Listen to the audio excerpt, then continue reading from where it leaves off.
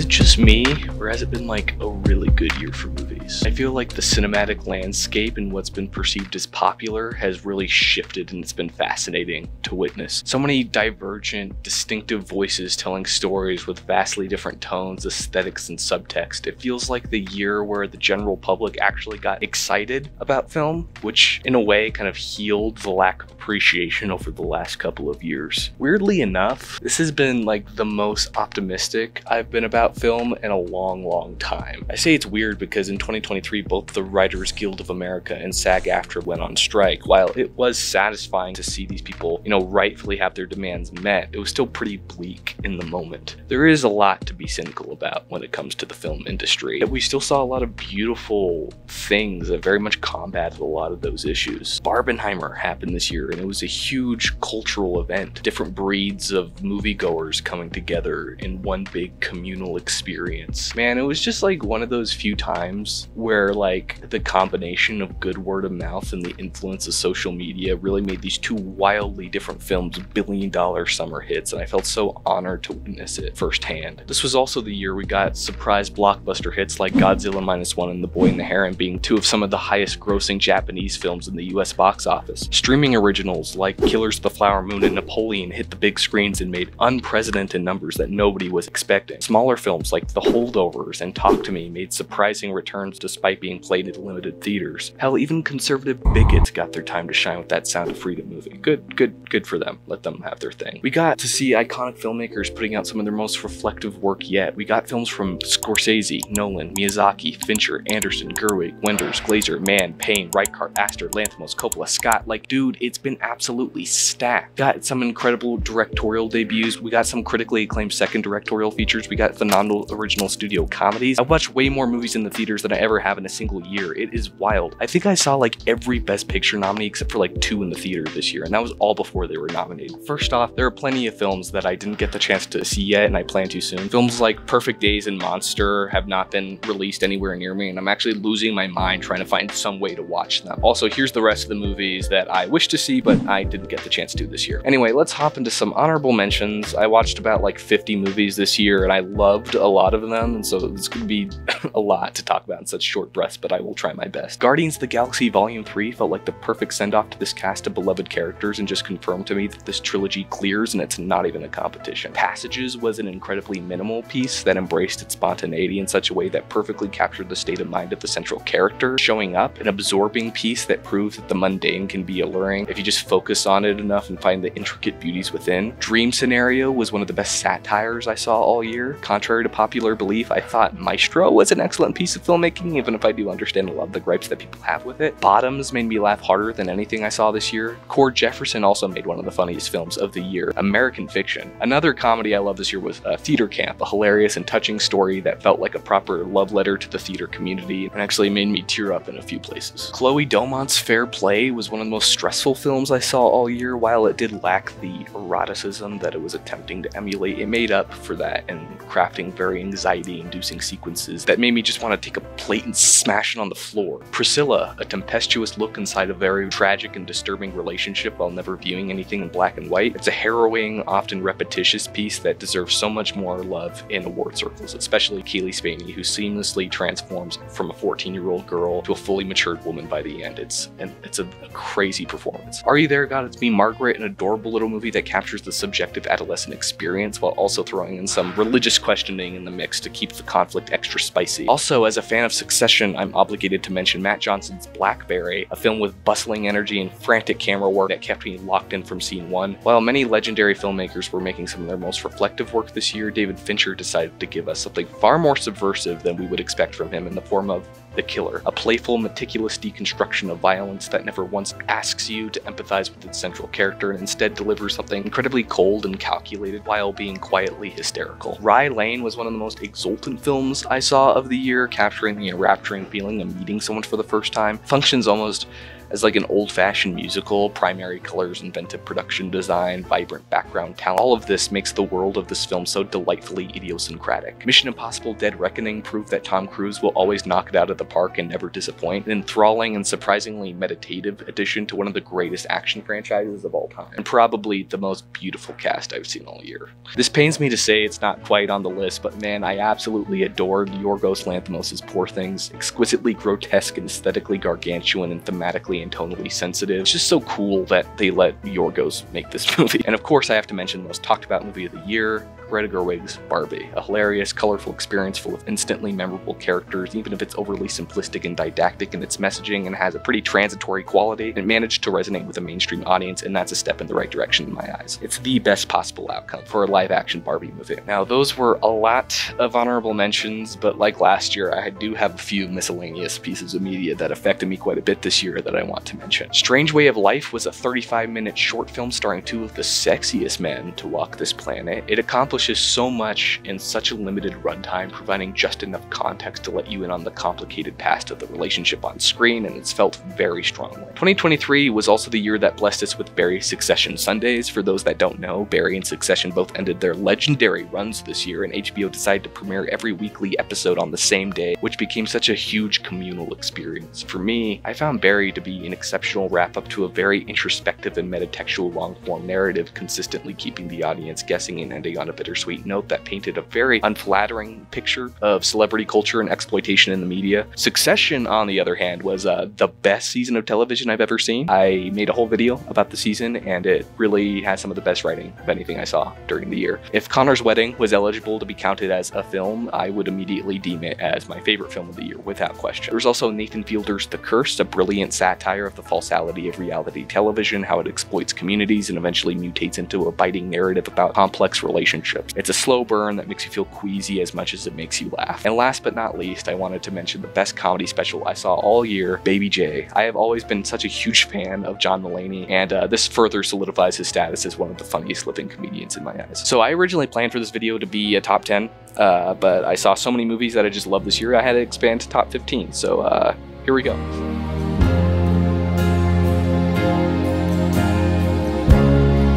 All of the Strangers is one of the most emotionally specific films I've seen in a long time. It has a very particular emotional pressure point, and it chooses to apply that pressure in the most cutting-edge way imaginable. It's one of the most visually striking ways I have seen childhood trauma and the scarcity of connection in our modern world manifested on screen. Themes of a character coming to terms with their past, their sexuality, or their yearning for connection is nothing new, but All of Us Strangers approaches these subjects in such a way that felt so fresh. The scope of this felt weirdly epic, as if it's telling a story of biblical proportions. Andrew Hyde decided to go for something much more eye-widening and absorbing. Atoms staring out into populated cityscapes, the clouds aligning with the skyscrapers. Everything just has this immensely existential feeling, which definitely softens our perception to the supernatural elements that get introduced later in the film. Andrew Scott captures the inescapable nature of his past all in his face. It's so boyish and certainly adds to the trilogy of men in movies this year that basically act as a young boy in a man's body. It's a deeply pensive performance and more than adequately delivers an emotional arc that I feel will certainly connect with many audience members. It's just a really sad movie, man. So you already know I love it. Also, Paul Mescal may be my favorite actor below 30. What an insane career this man has had so far.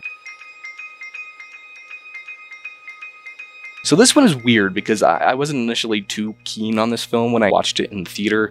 This kind of slipped its way into my top 15 when I recently rewatched it and had like a completely different experience with it. I had immense respect for the production design and overall vibiness initially, but I thought the grandeur inevitably minimized the emotionality. The cast was too big, the aesthetic was too vivid, everything almost felt like a distraction from the screenplay. I think the artifice is what bothered me on my initial watch. I felt a large disconnect, but on my second watch, I started to draw my eye closer to the meta angle manifested in the black and white sequences with the director and the playwright. I think I get what Wes is doing here now. I think he's challenging how we perceive performances, the many layers that go into bringing a character to life, as well as extracting the irony out of that. In a way, actively commenting on how emotionality is presented in art. He deliberately directs his actors in the typical stiff fashion, with the avoidance of spoon-feeding a subjective experience to the audience and challenging how we absorb information in a visual medium. It's just so reflective and dejected, yet vibrant and kooky in such a way that allows the alienating, no pun intended, screenplay to feel more digestible, which could be contradicting everything I just said about never gratifying the audience. I don't know. I think this is one that I will appreciate more with time. It does prioritize its style and aesthetic, sometimes sacrificing genuinely soulful moments to not reach a maximum impact, but again, I find it more challenging. It's an extraordinary metatextual piece that will stick with me for quite some time. It's by far Anderson's most ambitious film to date.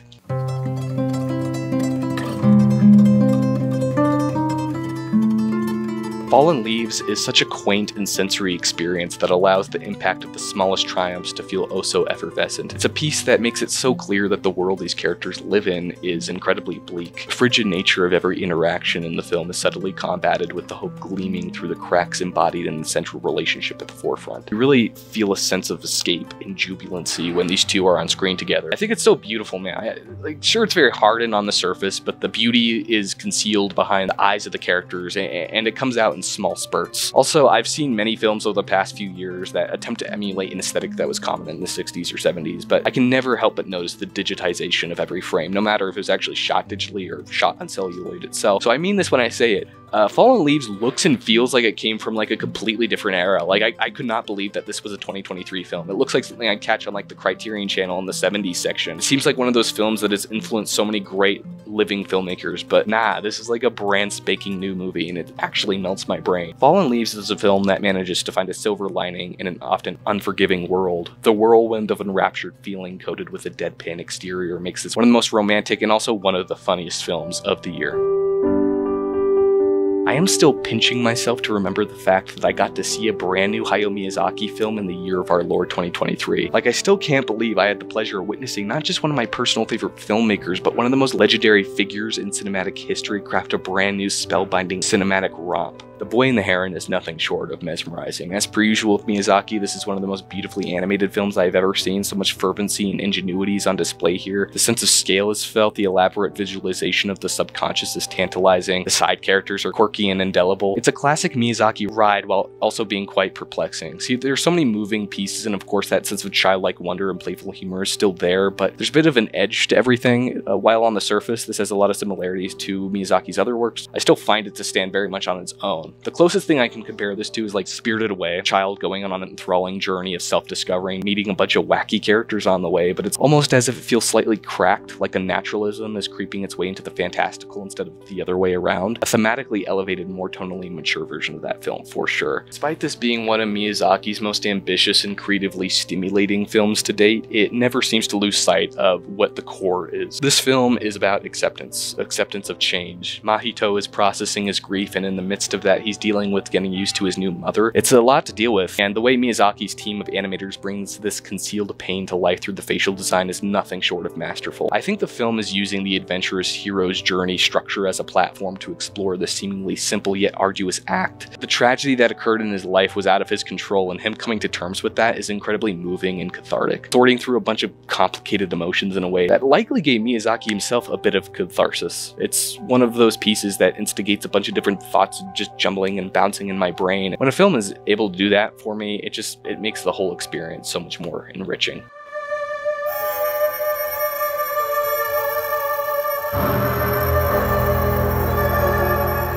When people talk about how there are no original ideas left in the film industry, they clearly never watched Ari Aster's newest movie. I made a whole video about how much Beau is Afraid gives me hope for the industry, and while I don't think I appreciated the film initially when I first made that video, I still stand by most of what I said there. Beau is Afraid is a very special film for me. I went with my friend in the middle of the day on a Saturday to watch this bizarre odyssey where Ari Aster just vents about his mommy issues for 3 hours straight. I went in completely blind, and to see it with my best friend who also had no idea what he was in for was just so memorable. We both left that theater completely in awe of what we witnessed. Aster has this way of taking the most traumatic things a human can endure and painting them in the most immediate and visceral way possible. Like, he knows how to cut deep into the audience's senses and play with that painful, stomach-churning feeling in both humorous and nightmarish ways. While Beau's Afraid shares a lot of the traits of his past two features, this is by no means a psychological horror film. It's a slapstick comedy through and through. It's easily the most absurd thing he's made to date. I think it's just so rad that A24 gave Aster $35 million and said, like, go at it. And, you know, there's just so much trust in him as a filmmaker, and to see him take advantage of his status and then create something just so intoxicating and bizarre and zany and so uniquely Ari Aster just confirmed to me that artistic expression in the film industry is very much alive and well. You just need to find it. It's the epitome of an artist inviting the audience into their eccentric brain and tapping into a type of surrealism that so effectively lets those feelings soar within you, not leaving you with a more concrete understanding of the film per se, but more of an understanding of the filmmaker running the show. There's even specific images here that remind me of my own subconscious, like the final scene where Bo is sitting in the boat at the center of the giant stadium with thousands of people watching him, scorning him, reminded me of my own existential fears of the afterlife. As a result of the religious system that governed my childhood, this terrifying feeling of empirical judgment being visualized on screen like that shook me to the bone in a way I cannot describe. I'm just all for filmmakers making self-indulgent, overlong, superfluous, and overly expensive vanity projects. It's risky and egotistical and will inevitably lead to polarization, but personal art will always trump focus-tested corporate products to me. And I think what Ari Aster cooked here was a blend of all different types of flavors, and it was delicious, in my opinion. I love this weird little movie.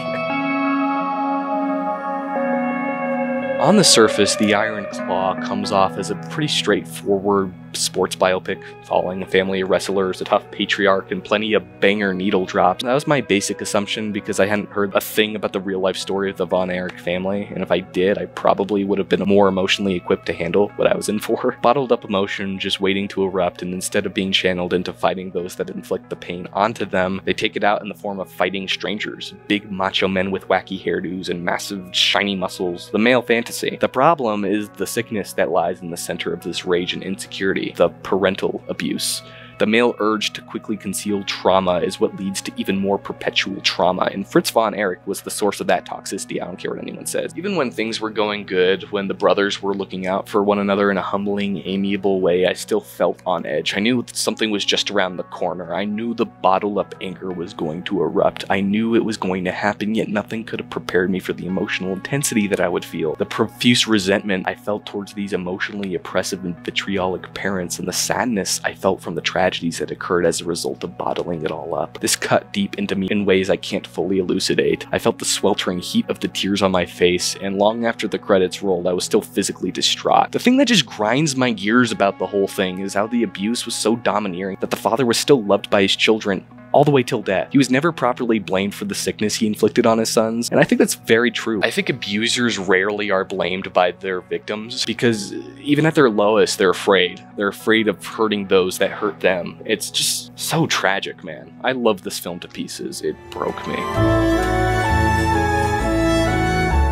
Not enough people are talking about Sanctuary, a stimulating, hilarious, stressful, avant-garde chamber piece that consistently keeps you guessing. I'm a sucker for a solid one-room thriller that essentially acts as a play. Many people think if it's dealing with limited spaces and only has a couple of characters, then why does it need to be represented in the medium of film? And I kind of get that critique, but I think some of the most creative opportunities are open once the scope is condensed. This gives the filmmaker a lot of leeway to give the room so much more life and place a lot of trust on the screenplay and the actors than the film would have initially had. There was just a lot more location changes. What Zachary Wiggin did here really rejuvenated a part of my visual perception. The fluid camera work combined with Ariel Marx's enticing score really made Sanctuary feel like an instant classic to me. It took advantage of every piece of this hotel room. Both Margaret Qualley and Christopher Abba ate every inch of scenery. Everything is so rousing and enlivening and sexy. There's been a drought of erotic thrillers in recent years, and like I mentioned before with Fair Play and my honorable mentions, many have tried to emulate that level of eroticism seen in past films with the likes of like Paul Verhoeven and Adrian Lyne, but when I say Sanctuary really tapped into that like titillating quality that I haven't seen in a lot of years, I really mean it. I love this film so much. It's probably the most fun I've had with a movie last year,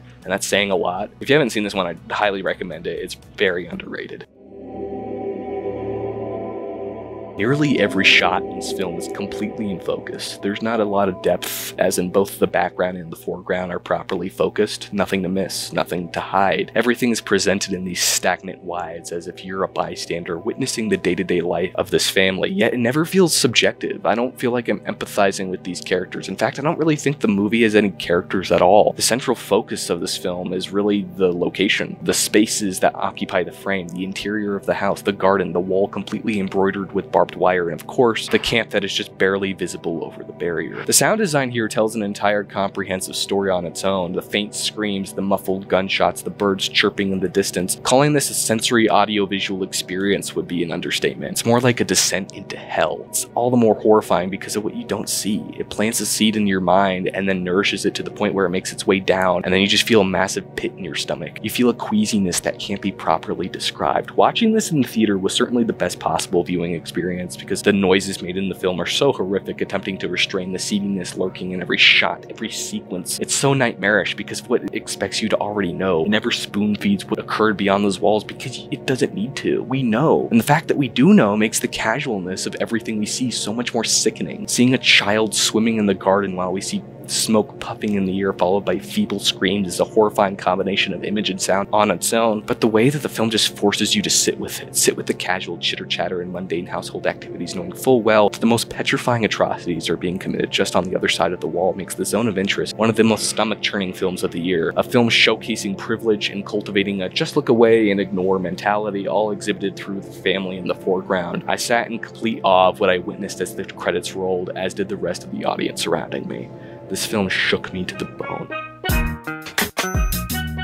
I'm a sucker for a good old-fashioned courtroom drama, a chance to take magnified, heated emotions and channel it all through a system that is designed to adjudicate every aspect of one's behavior. It's like taking the human experience and then placing it on a public platform, exposing the private lives of others, whether it's justified or not, to the point where it can literally break a person. It's fascinating to witness as a viewer, and I was excited for Anatomy of a Fall based on that logline alone, but what I got was so much more methodical and introspective. The question became less about, did this woman kill her husband, and more, did she even love her husband? On the surface, it could be interpreted as a straightforward murder mystery, but I found so much more humanity at the center of this. I didn't discover this until recently, but apparently Justine Triet co-wrote this film with her partner, which is really funny if you've seen the film. I just hope they're okay. It's all about conflict within relationships, bottled up emotion, kind of finally bursting like I mentioned before with the Iron Claw, examining the broken nature of people and how it seeps into how partners treat one another. The way Anatomy of a Fall skillfully crafts a narrative surrounding a big national crime and using that as a front as a way to explore the subtle nuances of our behavior, the unsavory crevices, is so superlative. Sandra Hüller deserves all the love in the world for her insanely layered and dexterous performance. There are points where I legitimately just did not know if she did it or not. The amount of masks that you have to put up in order to keep the audience guessing like that is absurd. There's also wonderful performances from Hot Lawyer Man, the kid who plays the son who should have been nominated for an Oscar and wasn't for some reason. Even Messi, the dog. What a guy. This is one that I feel we're going to be more appreciative of over the years. It's one of the most pertinent and introspective works of art I've seen in a long time. May December explores our desperate, almost animalistic need to dig into other people's lives and exploit other people's stories. Given the subject matter for this film is so deeply upsetting, it manages to find the nuggets of benevolence within all of its abhorrence. Joe is such a tragic character, and the way Melton plays his individual nuances in such a tasteful, subtle manner really adds a whole new layer of sensitivity to the film. I also want to touch on how brilliantly Todd Haynes directs the movie. The aesthetic is soft, naturally lit, grainy, almost tainted, yet the prickly undertones and the disturbing substance lying beneath it grabs it by the neck, and then it all kind of falls apart like a house of cards. It's so revealing and excruciating, but it was also weirdly electrifying to witness. I'm a big fan of when films are able to tackle the moral void that is taking one's tragedy and exploiting it through lurid, tasteless media. The film follows Natalie Portman's Elizabeth in her journey of studying her complicated yet reprehensible subject. It captures an unflattering portrait of a performer that gets caught up in sympathizing with a person that has committed terrible acts in order to authenticate her performance, while in the process contributing to the damage herself. The more I think about its acrimonious and almost farcical opprobrium on the amoral nature of performance, the more I find myself intellectually enlightened by what it's offering. May December is a film about the ludicrousness of justifying atrocity. Joe and Gracie aren't the unlikely couple who pushed against all social norms just so they could be together, proving their profound love for one another or anything like that. It's very clear once you cut through all the bull that it's a tragic result of emotional manipulation and abuse. It's one-sided, no matter how many times Gracie fights against that fact. This is a hard movie to watch, but it's so telling of the times we live in, and when a film has that long-lasting quality, it really sits with you. I never once thought for a second that the newest Spider-Verse movie would make it this high on my end of the year list until I saw it, and then it just blew my socks off. The past few years, comic book movies have not really been hitting for me. As someone who loved the Into the Spider-Verse movie, I was worried that this wouldn't live up to the insane hype. Instead, I thought it would get caught up in more characters and more multiverses and bigger action, but I was absolutely shocked that this was not the case, like at all. It spent so much more time than I expected just hanging out with these characters. I just wanted to sit and watch them all day. The film decided to channel its focus on those human interactions, never getting lost in the sauce. And man, it was just so refreshing to see. Once the third act was starting, it just like ended, which for many people was disappointing, but I didn't care because I got to hang out with some of the most entertaining characters in comic book history, so.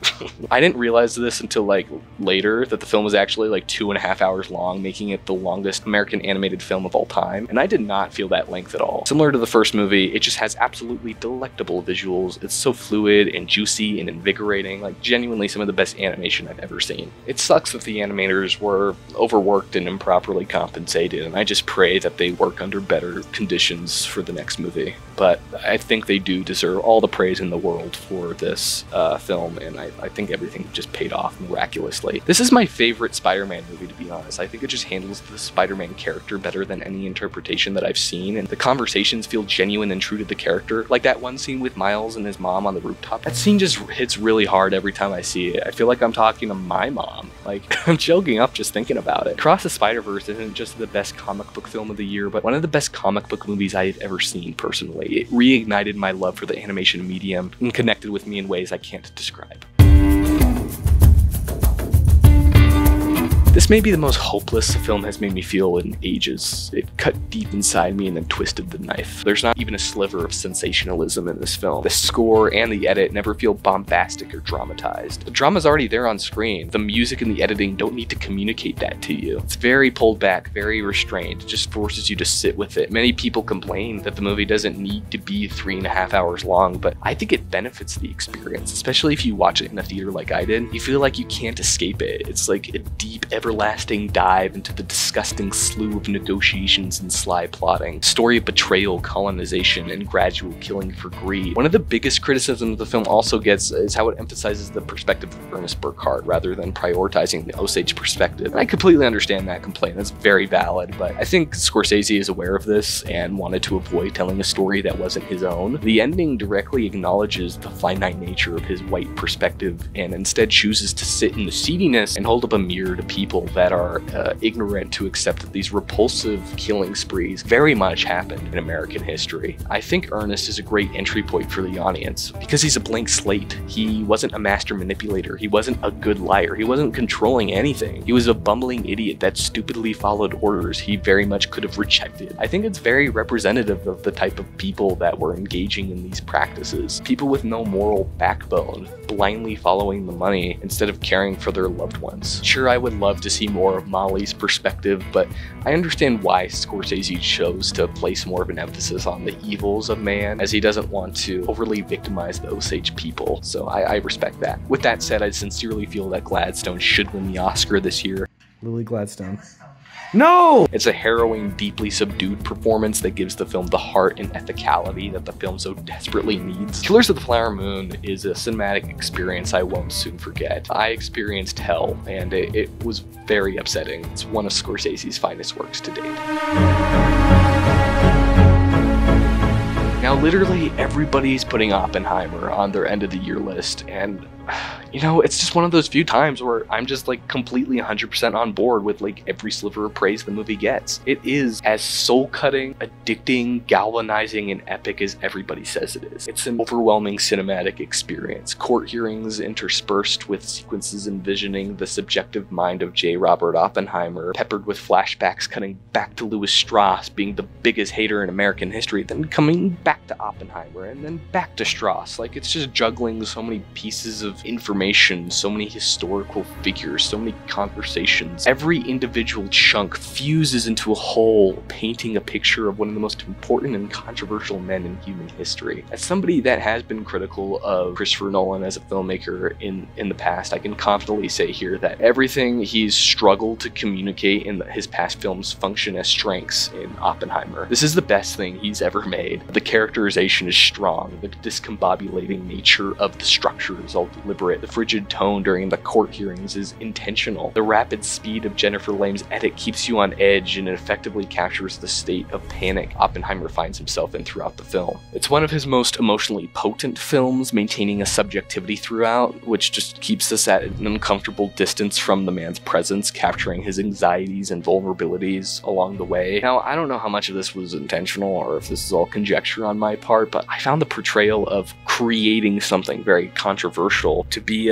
very similar to the filmmaking process, right? A passionate man has an idea, a big executive organization decides to fund the project. They hire a bunch of experts and professionals to help with bringing the idea to life. Through all the blood, sweat, and tears, the project is finally completed and everyone celebrates. Then the big executive organization takes the creation away, and now the passionate man's baby is out of his hands, out of his control. The creation is used for things not initially intended, but it's too late. It's been made, and the existential guilt of the use of their creation eats away at them.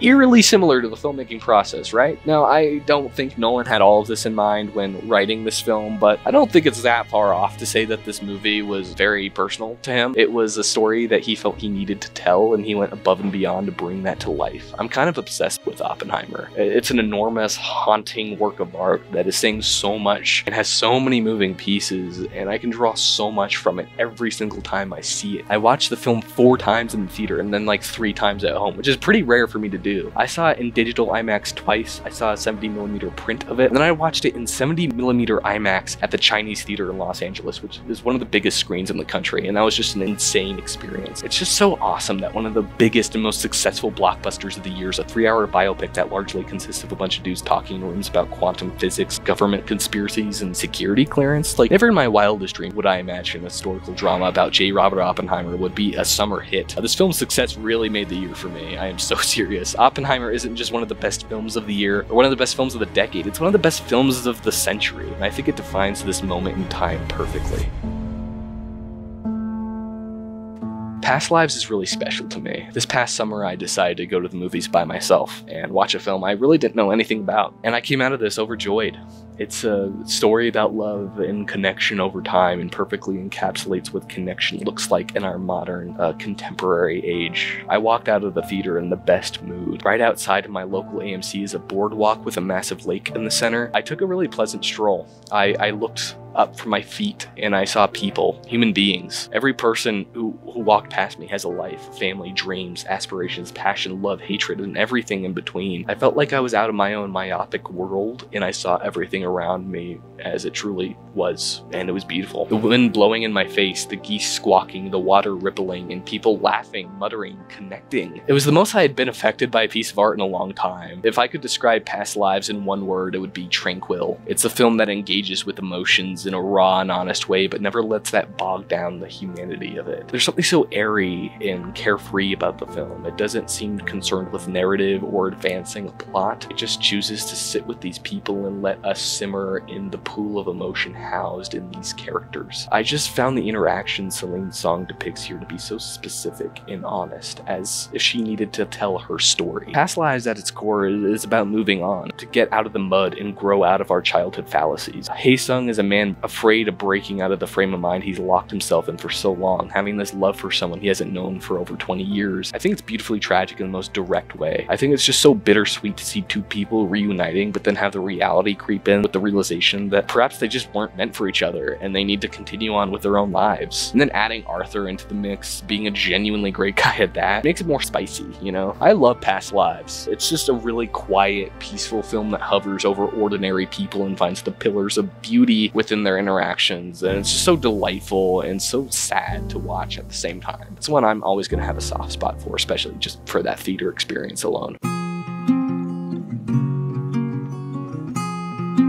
You know when there's a film that comes at the perfect time in your life and it feels like it was just made for you?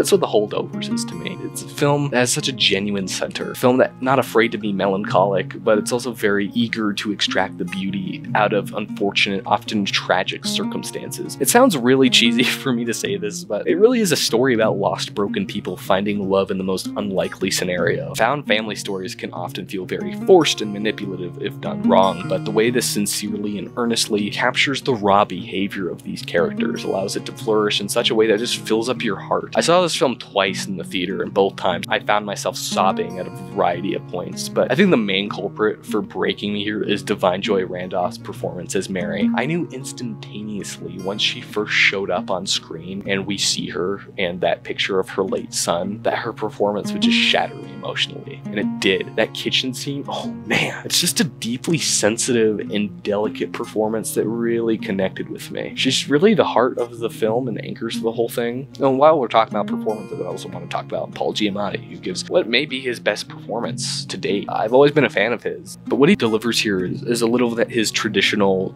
curmudgeon shtick with a hint of underlying sorrow that kind of elevates it. It's just so layered and dense. Dominic Sessa as well gives one of the greatest debut performances I've ever seen. Like, how did they do that? Like, where did they get this kid? Honestly felt so drawn to this film based on one thing, and that was Alexander Payne's 2004 film Sideways. Something about the vibiness and chillness of that movie just really sparked something in me when I first saw it. It's one of my favorite films, and I wanted to see how Payne could bring that aura into a 70s period flick, and oh man, he captures it flawlessly. Guys, The Holdovers isn't just any crowd pleaser you'd expect during a typical Oscar season. Don't let the cheeriness of its exterior trick you into thinking it's anything less than quietly candid and supremely earnest. It's a deeply moving story about people finding each other. It feels like one giant hug, and it made me feel so much inside. Each time I've watched this, I've found myself filled with a warm, swirling feeling that just touched me and emotionally uplifted me in the best way. I love this film with every fiber of my being, and I hope those watching that haven't seen it yet, please check it out. It really is a beautiful film, and I'm so grateful that it exists. I love movies, man. And that's it. 2023 really is one of the best years for film that I've ever personally witnessed. There's just so many great pieces of art that have really touched me this year. This video is long enough, so I will let you go. But thank you so much for watching. I really appreciate it, and I hope to see you in the next one. This is Ethan Butler, and I'm out.